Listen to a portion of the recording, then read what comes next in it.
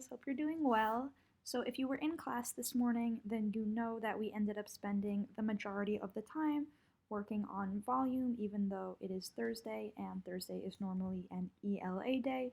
So, because of that, I am actually going to go through and talk about what I want to do for ELA today. So, what we were supposed to do, and so hopefully, this video will help you with your exit ticket, which you are still expected to do.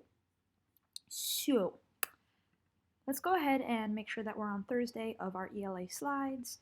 And again, we're still reading Julie Fights for Survival. Our purpose for reading today is we're reading to understand how the author feels about old Eskimos and their use of various tools.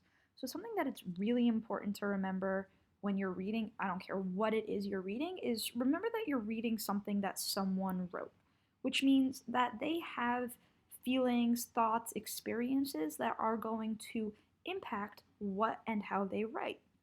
So when we're reading something, especially a fiction book, but even a nonfiction book, somebody who's writing something is going to be writing from their own perspective.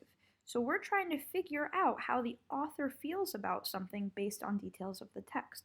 And this is important because if you're reading like an article on BuzzFeed or whatever it is you're reading, something might be presented that feels objective or like it's fact, but remember that whoever wrote that has a feeling on that topic, which means that they are writing from that feeling, based on that feeling.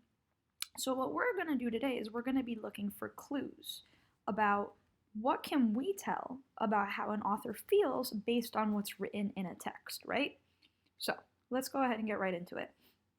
So before class, so before this, I want you to read paragraphs 12 and 13 from Julie and the Wolves.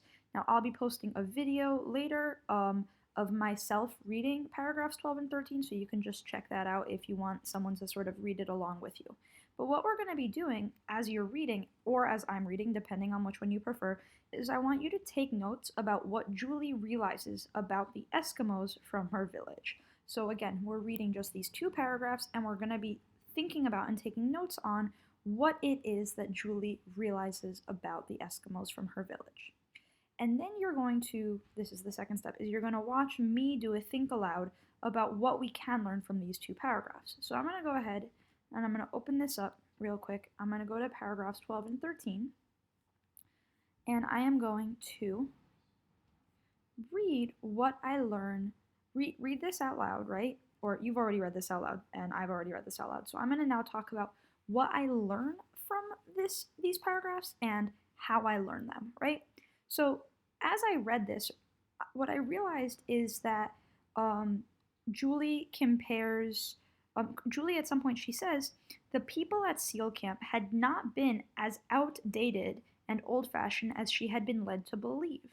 So what that tells me is that she's now realizing that she thought that they were old-fashioned, outdated, like a not iPhone, let's say, or a not Samsung, let's say like a really old phone. She thought they were really outdated, but really, since it says that she had not been, like they had not been as outdated as she had been led to believe, what that teaches me is that she's realizing that maybe they're actually really technologically advanced, or they have a lot of really good technological ideas.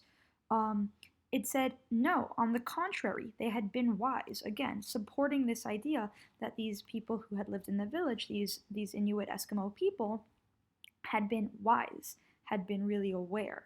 And it says that they adjusted to nature instead of to man-made gadgets, which tells me, again, okay, so rather than them making phones and making computers and all these things and then sort of using those to help them, they still respect and love nature, and they just sort of make gadgets to help them with nature. They adjust to nature rather than forcing nature to change for them.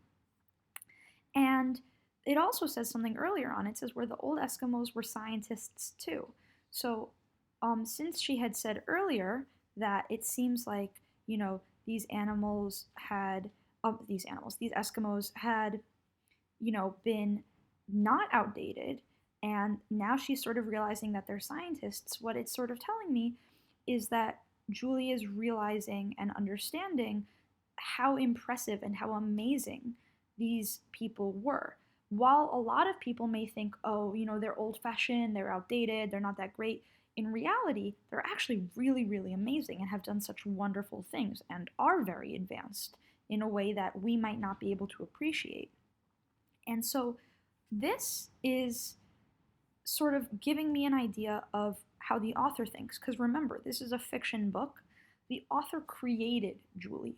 And so when I go back to the question of, okay, well, how does the author feel about, quote, old technology? I can think about, well, the author created Julie. So since Julie is thinking this way, I can infer that this is probably how the author feels as well, and it's probably something the author wants us to understand.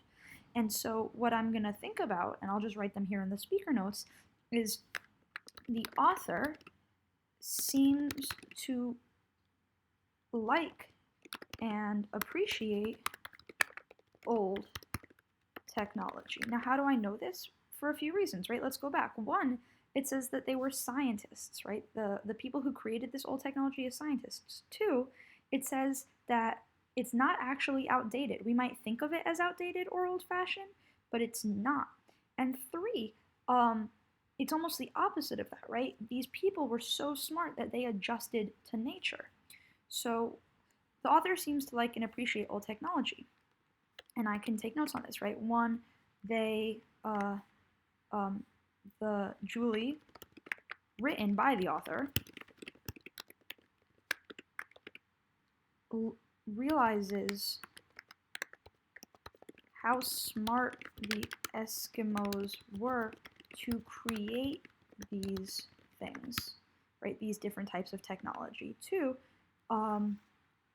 Julie realizes that Eskimo technology isn't actually outdated or old-fashioned.